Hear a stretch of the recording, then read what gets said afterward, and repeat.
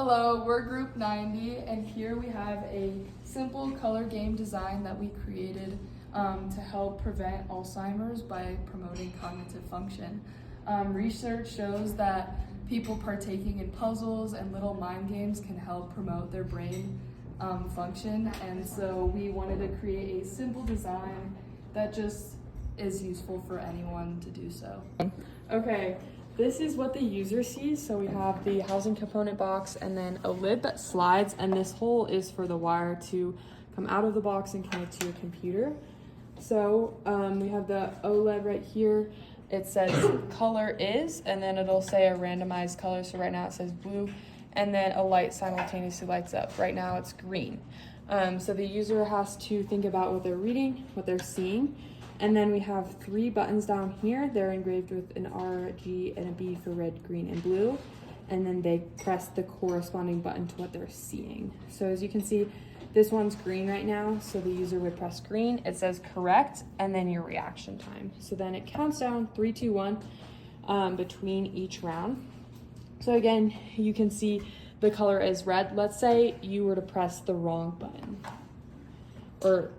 That's the right button. Yeah, that's the right button, but we'll do an example. This is just an example of how it does confuse you. So the color is red and it shows green, so if you press, let's say you press blue, it will say wrong button.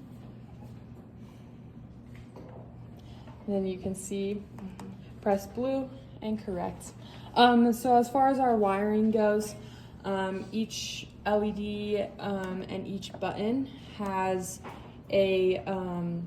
goes to a pin number, and then it also goes to ground, and then the OLED has 4 different spots that goes to here.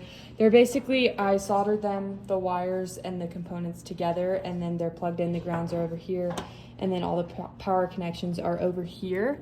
So we can show you the wiring diagram we made. Again, explains what I was saying. We have the buttons, the LEDs, and then the OLED screen and how they connect to the Arduino. Again, all of these components would normally be inside the box, but for video purposes, we are showing you. And here's our flow chart. So as you can see here, the top 2, we have the OLED and the LEDs. So in our code, we have our OLED displaying a certain statement, and at the same time our LED lighting up a certain color. So I have those side by side.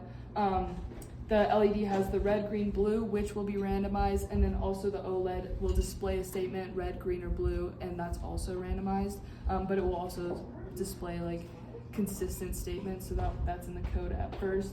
And then the buttons are next, so the buttons are reaction, so those are where the user interfaces with it. So that's also red, green, blue, and then those buttons take input, and then they, in the code, it reacts to these 2 as well, so the user responds to these 2, and then there's a millis timer also based on the button to determine the reaction time. And then another thing will display on the OLED. That's why it also goes back to the OLED.